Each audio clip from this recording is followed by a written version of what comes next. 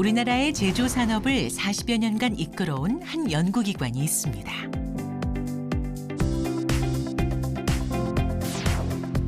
제조업의 바탕인 재료를 연구하는 한국재료연구원.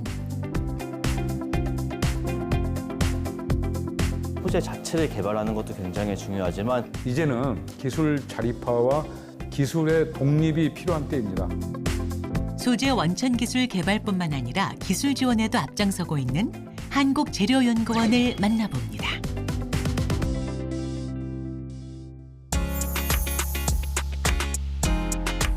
금속, 분말, 세라믹 등 종합적인 소재를 연구하고 재료과학 발전에 이바지하는 연구기관. 급변하는 미래 시장에 대응하기 위해 첨단 소재 개발에도 노력을 기울이고 있습니다. 복잡한 형상을 가지고 있습니다. 극한 환경용 코팅 기술을 연구하는 극한 환경 코팅 연구실에서는 소재가 가혹한 환경에서도 견딜 수 있도록 표면 처리에 힘쓰고 있습니다.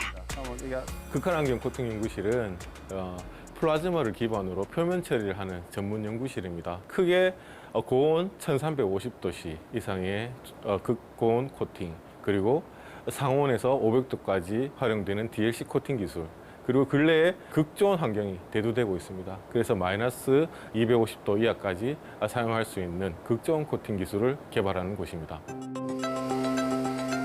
재료연구원에서는 무수소 DLC 코팅 기술을 개발했습니다. 수소를 이용한 방식은 환경이 변하면 코팅막이 쉽게 깨지는 단점이 있지만 무수소를 이용한 방식은 순수한 고체 탄소로 열을 가하거나 극좋은 환경에서도 단단합니다. 보시면 카본 자체가 이쪽 파트에 장착이 돼가지고 전기적인 촉발을 일으키게 되면 플라즈마 발생대가 여기로 앞으로 나가서 자기장에서 분리된 다음에 앞으로 나갑니다.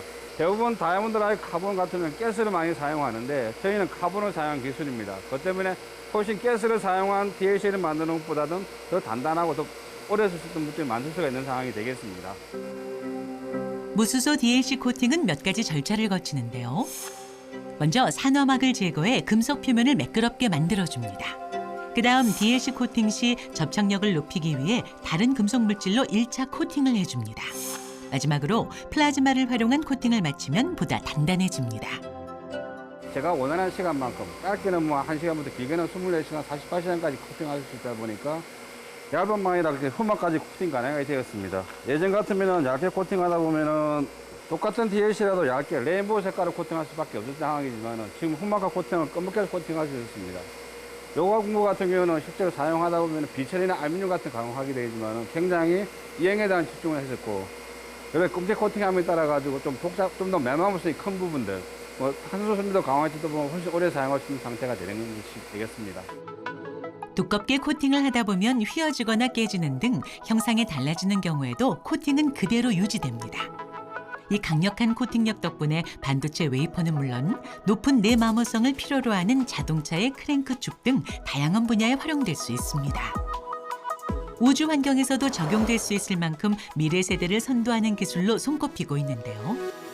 표준 DLC 같은 경우는 사용 온도라든지 강도 자체가 낮다 보니까 사용 적용차가 굉장히 낮았습니다만 고체 카본을 사용하는 경우 같은 경도도 높아지고 사용 온도도 높아지는 상황이 되겠습니다.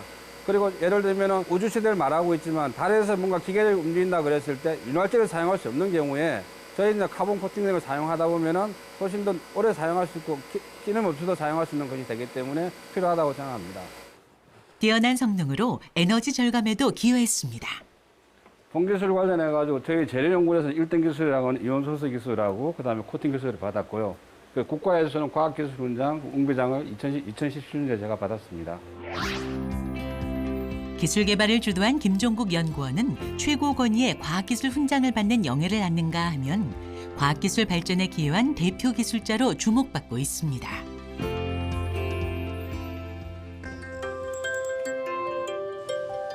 무수소 DLC 코팅은 단단하고 오랫동안 사용할 수 있어 극저온 환경에서도 필요한 기술인데요. 과연 코팅을 마친 금속은 극저온 환경에서 얼마나 버틸 수 있을까요? 어떻게 되는지, 피로 파괴 특성이 어떻게 되는지 실험 한번 해봅시다. 코팅을 거친 금속과 거치지 않은 금속의 성능을 시험해 보기로 했습니다. 온도의 변화를 주면서 잡아당기는 힘의 정도를 확인해 보려고 합니다. 만들어진 무수소 DLC 코팅을 활용을 해서 극저온 온도 환경 하에서 그 얼마나 잘 견디는지 인장 시험을 통해서 저희가 그 특성 검증을 하는 곳입니다. 일반적으로 저온에서 금속은 충격에 약해지는 양상을 보이는데요. 그래서 액체 질소에 담가 냉각시킨 금속은 쉽게 깨지게 됩니다. 그렇다면 무수소 DLC 코팅을 거친 금속은 어떨까요? 극저온 액체 질소를 넣어 살펴보기로 했습니다. 극저온 환경에서 깨진다는 약점을 보완하기 위해 코팅된 금속은 잘 늘어날 수 있도록 만들었는데요. 형태가 어떻게 바뀌는지 관찰해 볼까요? 2인 가겠습니다. 4인 가겠습니다. 최대 540kg 포스의 하중을 가하자 끊어지는 금속. 하지만 코팅막은 달랐습니다.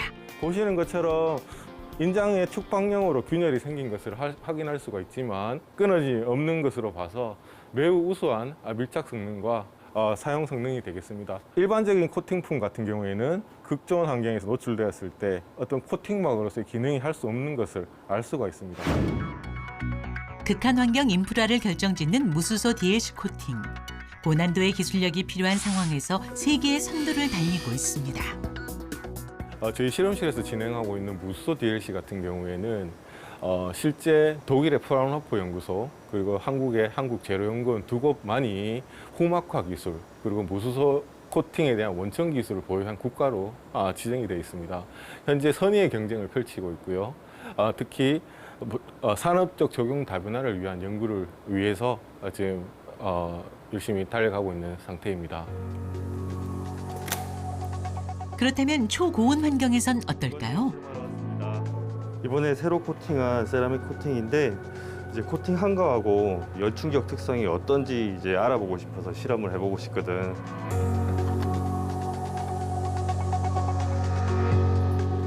여기는 저희가 개발한 세라믹 코팅 소재를 초고온의 화염에 노출시켜서 평가하였을 때 열 충격 상황에서 버티는지를 평가하는 실험실입니다. 세라믹 코팅이란 실리콘 성질을 지닌 나노 입자를 표면에 코팅하는 것을 말하는데요. 내열성과 내마모성이 뛰어나 주방용품부터 내열기기, 반도체 등 첨단 소재에도 이용되고 있습니다. 플라즈마 용사 코팅을 이용해서 많은 산업기계 부품들한테 부품의 용사 코팅이 적용이 되고 있는데 이 초고온 분야에 대한 용사 코팅 연구는 많이 되어 있지 않고 있기 때문에 기술 선진국인 미국이나 선진국 일부에서 극히 제한적인 연구만 수행되고 있습니다. 고온 플라즈마를 활용한 코팅 기법. 얼마나 효과가 있을지 궁금합니다. 알루미늄에 열을 가하는 시험으로 확인해 보기로 했는데요. 열 충격 시험 시작하겠습니다. 한쪽에는 세라믹 코팅이 된 알루미늄을, 한쪽에는 코팅이 안 된 알루미늄을 동일한 조건에서 가열했습니다. 열에 약한 알루미늄 소재인 만큼 코팅의 성능이 관건이죠. 녹았어. 녹아서 온도가 안 올라가는 거예요. 약 850도씨의 초고온 환경에서 살펴보니 코팅이 안 된 알루미늄 소재는 녹아버린 반면 코팅이 적용된 알루미늄은 손상이 없었습니다. 우리나라가 자체 개발한 액체 로켓을 발사해서 우주 궤도에 진입하는 데 성공을 했는데 거기에 들어가는 열차폐 코팅은 우리 연구실에서 개발을 해서 적용을 했습니다. 그것이 이제 누리호에 적용된 열차폐 코팅입니다. 우리나라가 우주 발사체 스페이스 클럽에 가입한 게 10번째이기 때문에 10번째로 그 기술 개발에 성공했다고 보시면 됩니다. 발사 성공엔 엔진의 역할이 컸습니다. 그리고 이 엔진에는 재료연구원이 개발한 우주 발사체 열차폐 코팅 기술이 사용됐죠. 아주 높은 온도, 그 초고온이라든지 또 액화수소와 같은 초저온, 영하 253도씨요. 그다음에 특정 극한, 충격이 높다든지 부식이 굉장히 심하다든지 그러한 극한적인 상황의 전략 기술들을 개발을 함으로써 새로운 우리 신산업을 창출하고 그러한 산업들에 있어서 해외 의존도를 낮춤으로써 전략 산업으로 우리가 활발하게 발전시켜 나갈 수 있다고 봅니다. 상상 속의 미래를 현실로 그려주는 기술. 그 기술의 바탕이 되는 소재는 우리의 상상을 실현시켜주는 디딤돌 역할을 해왔습니다. 그리고 그 중심에는 한국재료연구원이 있었는데요. 1976년 한국기계금속시험연구소로 시작해 이젠 글로벌 종합소재 기관으로 자리매김한 한국재료연구원. 이젠 소재나 부품 관련 산학연에도 노하우를 전수할 수 있게 됐습니다. 제조 실증을 담당하는 금속소재 종합솔루션센터.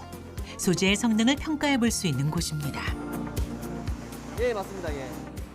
새로운 합금을 만들었을 경우에 이 합금이 얼마나 잘 드러나고 어떤 강도를 갖고 있는 이런 특성을 알아봐야 되는데 이런 특성을 이제 테스트하기 위해서 이제 아변 실험을 하고 있습니다.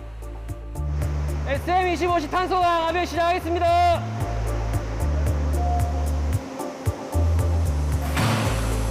아변이란 금속판을 롤러로 연속적으로 눌러 가공하는 방법을 뜻합니다. 열간 아변 시뮬레이터를 통해 금속은 평평한 판 또는 봉의 형태로 가공됩니다. 열간 아변 시뮬레이터 같은 이런 대형 장비가 지금 한국에 구축되어 있는데 이제 큰 대기업밖에 구축이 되어 있지 않고 학교나 작은 중소기업에서는 구축하기 억수로 힘듭니다. 그래서 저희 쪽에 의뢰를 맡겨가지고 대신 이제 실험을 할 수 있게 그렇게 저희는 이제 그런 사업을 지원하고 있습니다. 개발한 소재를 준양산 형태로 사전 제작해 실제 양산 시의 문제점을 해결할 수 있도록 돕고 있다는데요.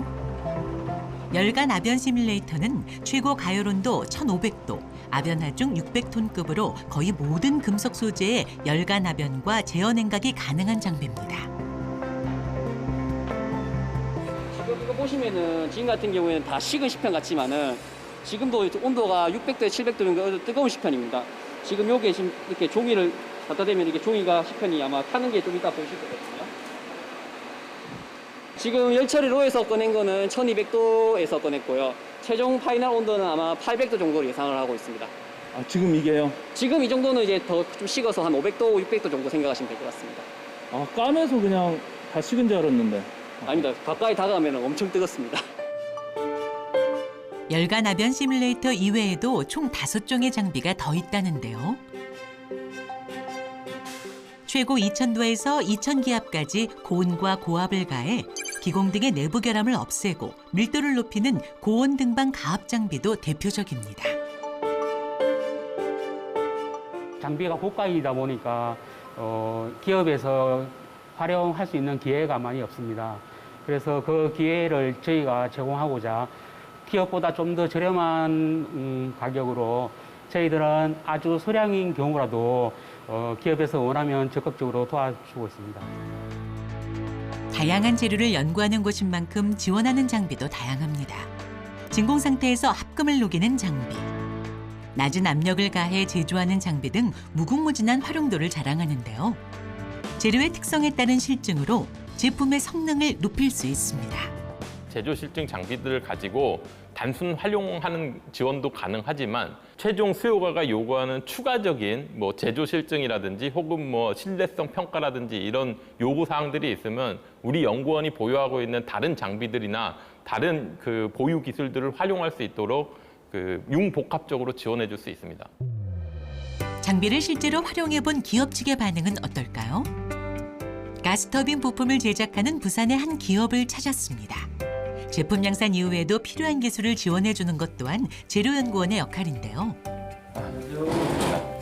고맙습니다. 네. 바로 인근에 재료연구원에서 이런 좋은 프로그램을 지원해 주시니까 고온 등반 가압 장비를 활용해서 이런 제품을 만들어냈는데 그 제품이 수요가에게 어떤 반응을 보였는지 그리고 그 기능과 물성을 잘 만족하고 있는지 확인하고자 한번 들려봤습니다.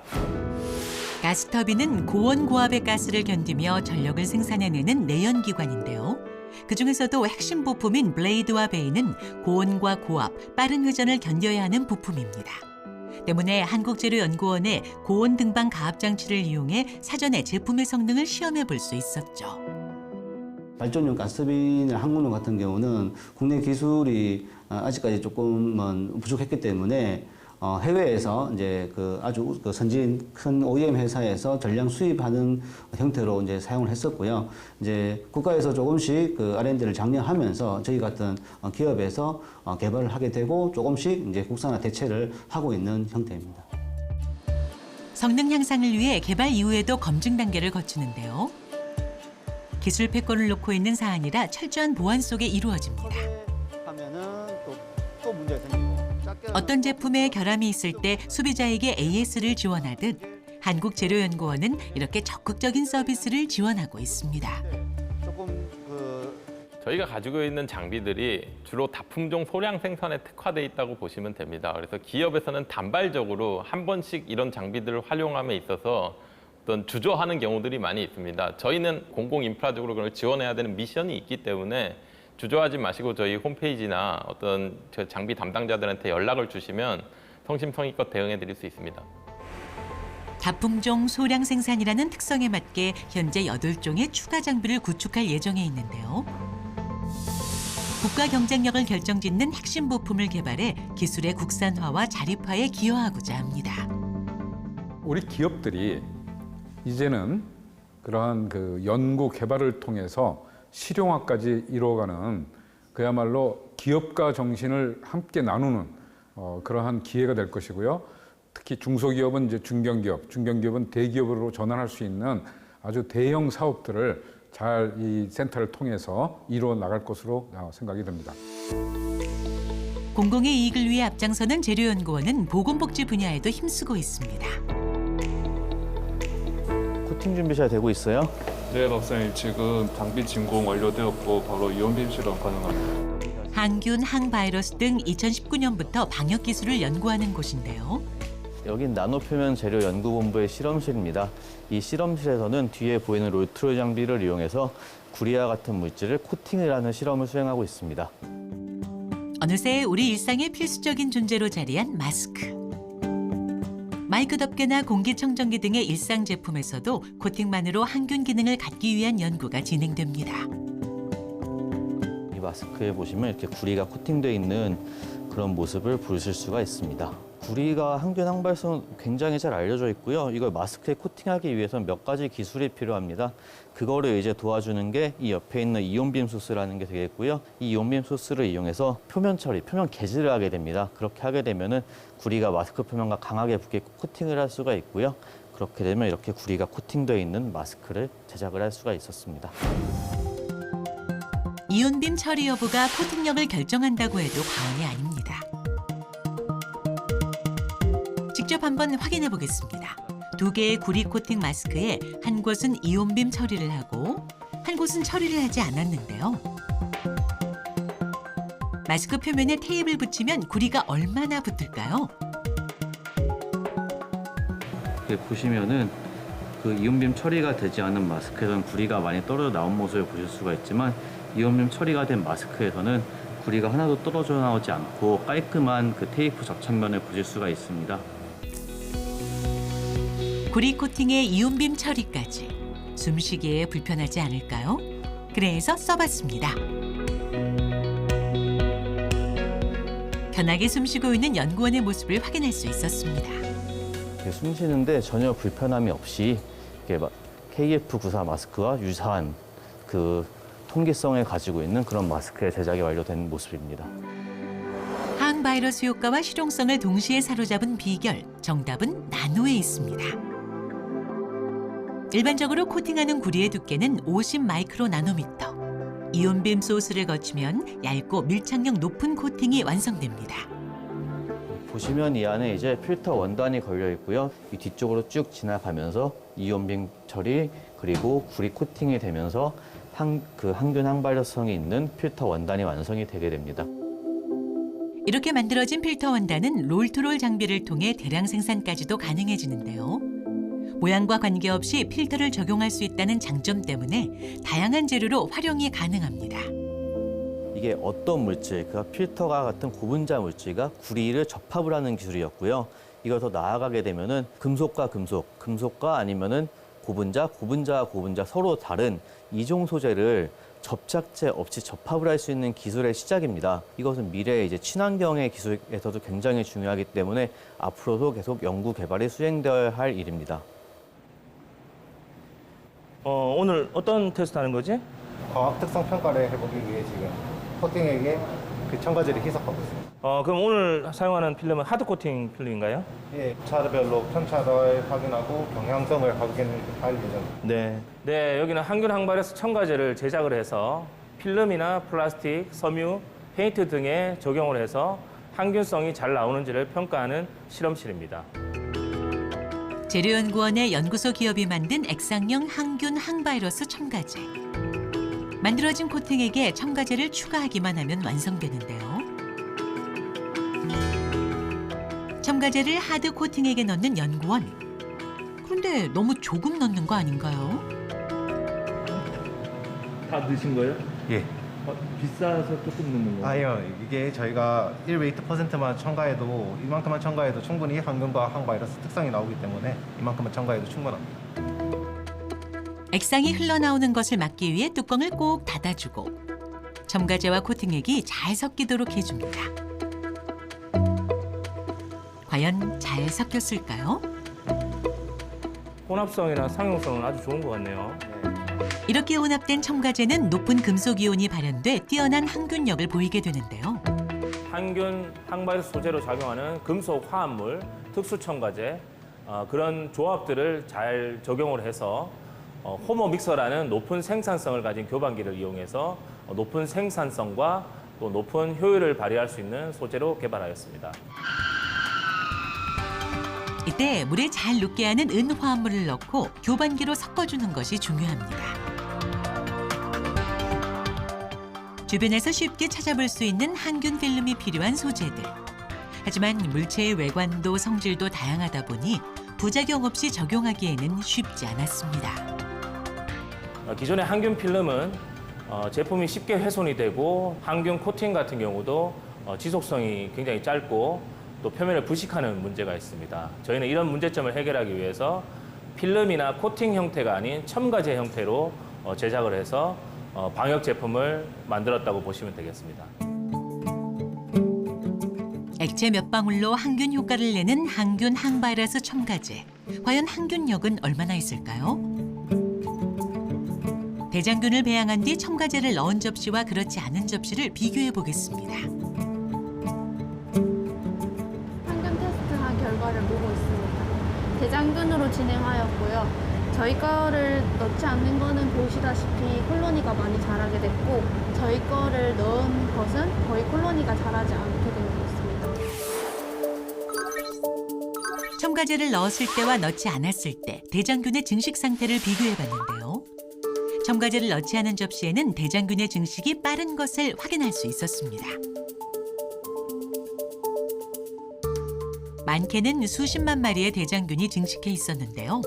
반면 첨가제를 넣은 접시에는 대장균이 거의 보이지 않았습니다. 필름 항균 테스트 수치로 계산하면 4에서 5로그 정도 나타내게 되는데요. 이는 환산을 하면 99.99에서 99.999% 항균력을 보인다고 볼 수 있습니다. 이와 같이 높은 연구 성과를 보이는 경우 재료연구원에서는 연구소 내 기업 창업도 지원해주고 있습니다. 처음에 아이디어를 가지고 실험실적으로 연구를 한 다음에 좋은 논문을 쓰고 또 이제 준양산 그 상태로 들어가고 이것이 결국 또 양산화되면서 그때 연구소 기업이라든지 연구원 창업으로 해서 실용화의 이제 끝판왕이라고 말씀드릴 수가 있겠죠. 이게 결국 우리나라 경제 발전 그리고 우리 국민들에게 편익을 제공하는 그런 결과를 가져올 것으로 생각을 합니다. 소재 경쟁의 시대. 재료 연구가 단지 학문으로만 남지 않도록 실용화에 앞장서온 한국재료연구원. 급변하는 미래에 맞춰 소재 기술을 개발하고 개발된 기술을 기업들과 나누며 소재 강국, 대한민국을 꿈꿔봅니다. 감사패, 모든 제조 산업의 근간이 되는 재료, 그 중심에 한국재료연구원이 있습니다. 극한 환경의 코팅 기술과 독자적 장비 개발로 소재 부품 장비 국산화의 길을 개척한 곳, 끊임없는 도전으로 대한민국을 빛낸 한국재료연구원에 감사의 마음을 담아 이 패를 드립니다.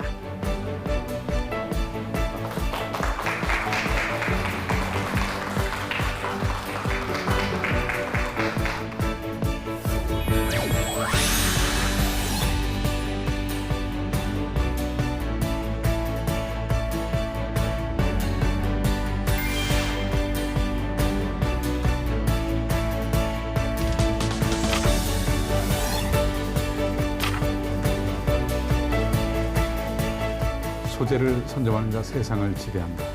저희가 극한 소재 기술을 통해서 기술 주권을 확립해서 국민 여러분들께 극한의 기쁨을 드리겠습니다.